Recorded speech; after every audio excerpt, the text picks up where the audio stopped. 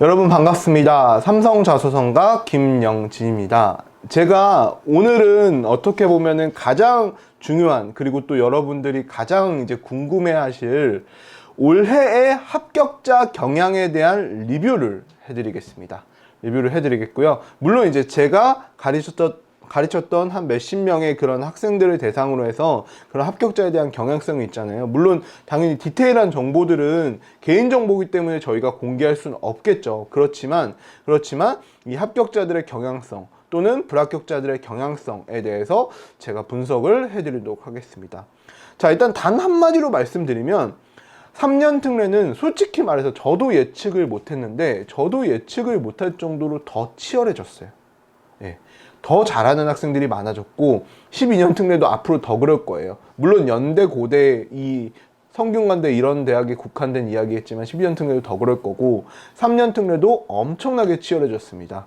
자, 그랬다는 점 이제 딱 한마디로 말씀을 드리겠고, 일단 첫 번째 특징은 뭐냐면 점수가 전체적으로 정말 많이 상승했습니다. 실제적으로 이제는 더 이상, 물론 이제 뭐 입시계에서 이제 그렇게 말씀하실 분 없을 거라고 믿는데, 무조건적으로 아무것도 없이 무스펙으로 IB 42, 41만으로 뭔가 연대 고대를 간다, 이런 거 자체는 불가능해졌죠. 그거는 이미 다 알 거예요. 그런데 실제적으로 IB 점수가 41점이어도 떨어진 학생들이 정말 많았어요. 41점, 42점이어도 떨어진 학생들이 정말 많았고, 그래서 전체적으로 볼 때 점수가 좀 많이 상승했다. IB에 대해서도 애들이 기본적으로 다 42점, 합격자들을 보면 다 42점은 깔고 가더라 라고 이제 말씀을 해드리고 싶고, 일단 점수 상승이나 이런 것들이 굉장히 높았고, 당연히 그 점수 상승이라고 하는 것 자체는 SAT와 토플은 기본적으로 가지고 있다는 게 1500, 뭐 112 이 정도는 기본적으로 갖고 있고, 그 다음 점수까지도 높았고, 거기다가 추가적으로 활동도 많이 했고, 자기소개서도 잘 썼고, 이런 친구들만이 합격을 했다 라고 그냥 딱 한마디로 말씀드리고 싶습니다. 그래서 일단은 점수가 상승을 좀 많이 했고요. 그 다음 일단 두 번째 특징은 가장 큰 변수 중앙대예요. 예, 저도 예상을 못했는데 중앙대 같은 경우가 의외로의 변수였어요. 왜냐면 실제적으로 제가 적나라하게 말해서 고대 붙은 애들이, 고대 최종 합격한 애들이 중앙대 떨어졌어요.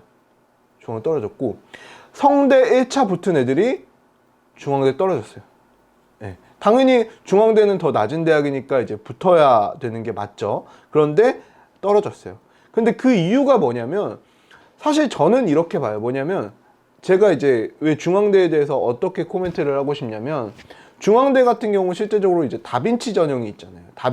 다빈치 전형이라고 하는 거는 굉장히 이제 약간 학생부 종합 전형, 뭐 내신도 많이 보지만 이런 활동이나 이런 하나의 활동했던 것들을 좀 많이 보는 그런 형태잖아요. 다빈치도 그렇고 탐구도 그렇고, 이런 것처럼 중앙대 학생부 종합을 뭔가 특례가 그대로 따라가는 거 아닐까 하는 약간의 경향성이 보였습니다. 그게 무슨 말이냐면, 다시 한 번만 풀어서 말씀을 드리면, 중앙대 같은 경우 실제적으로 점수가 높고 활동이 낮은 친구들이 좀 많이 떨어졌어요. 점수가 높고 활동이 낮은 친구들이 많이 떨어졌고, 반대적으로 중앙대에 최소한 예비라도 되는 친구들은 활동이 높은 친구들, 즉 여러 활동을, 전공에 적합한 활동을 많이 한 친구들이 좀 많이 붙었어요. 예, 그런 것들처럼 중앙대 같은 경우는 이런 변수가 있다. 반대로 생각하면 점수가 좀 낮아도 활동이 좀 많거나 아니면 굉장히 자기소개 잘 쓴 친구들은 적극적으로 노려봐도 되겠다. 실제적으로. 왜냐면 대표적인 예시로 중앙대 의상학과에 붙은 친구가 있어요. 중앙대 의상학과에 붙은 친구가 있는데 그 친구는 막 엄청 성적이 높거나 그러지 않거든요. 그런데 활동이 굉장히 높아요. 굉장히 많이 했어요. 어쨌든 그런 것들처럼 중앙대 같은 경우는 이런 변수가 작용한다라고 이제 제가 이제 말씀을 드리고 싶고, 앞으로 여러분들이 내년에도 준비할 때도 똑같은 경향성이 뛸 거예요. 그렇기 때문에 이 점은 잘 명심해 주셨으면 좋겠습니다. 그다음 세 번째는 전체적인 경향으로 봤을 때, 물론 1차 합격을 전제로 했을 때 중복 합격이 많아졌다.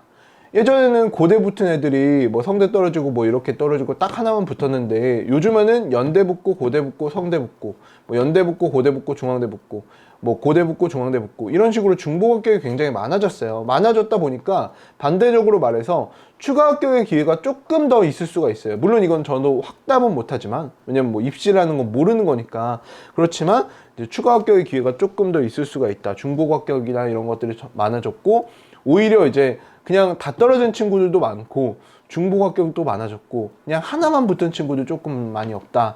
약간 이 정도로 제가 말씀드릴 수 있겠고, 그 다음 일단 네 번째로 말씀드리고 싶은 부분은 학과 선정이에요. 이제 올해도 여전히, 그리고 내년에도 여전히 학과 선정하는 것이 굉장히 중요하다라고 제가 말씀드리고 싶습니다. 대표적인 예를 들어서 고대에 보건정책관리학과라고 있거든요. 아시죠? 보건정책관리학과가 대표적으로 제가 듣기로는, 제가 들었던 이제 학생들의 이야기로서는 IB 36점에 1차 합격했어요. 제가 듣기론 그래요. 제가 듣기론 그랬고, 그렇게 했다고 말하더라고요. 어쨌든 그랬는데, 반대로 이제 뭐 IB 41점, 42점도 이제 경제학과나 이런 학과는 떨어졌죠. 이런 것들 보면은 학과 선정이나 이런 것들을 그렇다고 해서 뭐 보건정책관리학과를 지원하라 이런 게 아니라 학과에 적합한, 여러분들의 전공에 적합한 학과 또는 약간 상대적으로 낮은 학과들, 이런 학과들은 좀 의외로 기회가 있을 수 있겠다라고 이제 제가 말씀드리고 싶습니다. 그래서 크게 네 가지 요약하면, 첫 번째, 점수가 상승했다. 두 번째, 가장 큰 변수, 중앙대가 굉장히 변수로 작용했다. 세 번째, 중복 합격들이 오히려 좀 많아졌다. 네 번째, 학과 선정을 잘해야 된다. 학과 선정이 어떻게 보면 좀 좌우할 수 있다. 이렇게 올해의 리뷰를 할 수 있겠습니다. 그래서 일단은 제가 이 올해 리뷰를 했는데 이 포인트들이 굉장히 중요한 것 같아요. 그래서 여러분들도 정말 이제 많이 이거를 좀 참고를 하셔가지고 내년에 입시에 좀 도움이 되시길 바라겠습니다. 네, 여러분 감사합니다.